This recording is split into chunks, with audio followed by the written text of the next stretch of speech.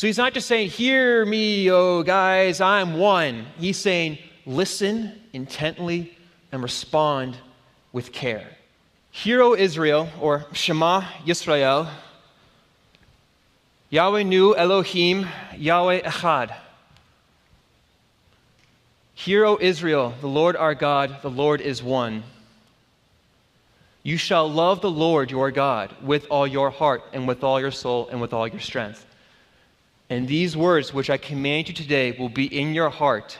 You will teach them diligently to your children, and shall talk of them when you sit in your house, and when you walk by the way, and when you lie down, and when you rise. You shall bind them as a sign on your hand, and they shall be as frontlets between your eyes. You shall write them on the doorposts of your house and on your gates.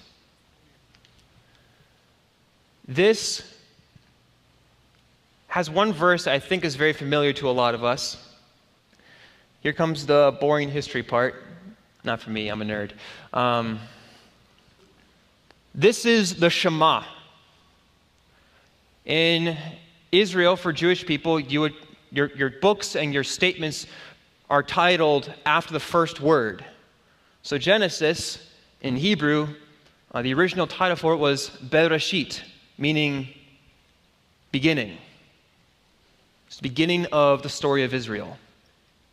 In this case, this is the Shema.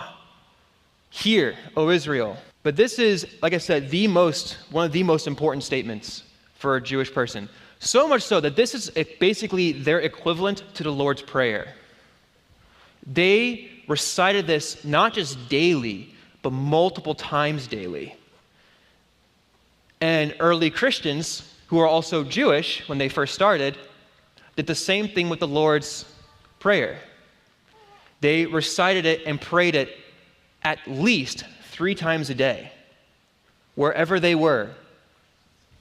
And when Christianity became legalized, they then had a bell that cued the Christians to know, now is the time to pray the Shema, now is the time to pray the Lord's Prayer. This was the prayer of the Jewish people that they prayed daily, frequently, so much so that God even says to talk about these things and make it so that it's so obvious that if someone walks to your house or they see you, that you are doing the Shema.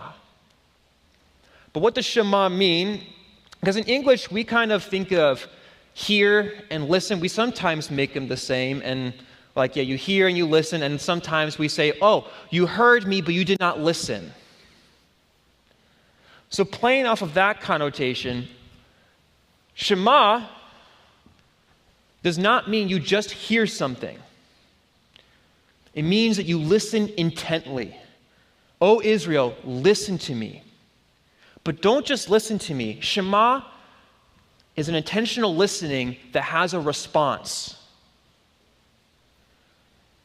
So if God's telling you to Shema and do something, by responding, you obey him. If you are, if I'm talking to a brother and I'm asking for help and they respond, they didn't obey me, but they shema'd, they responded.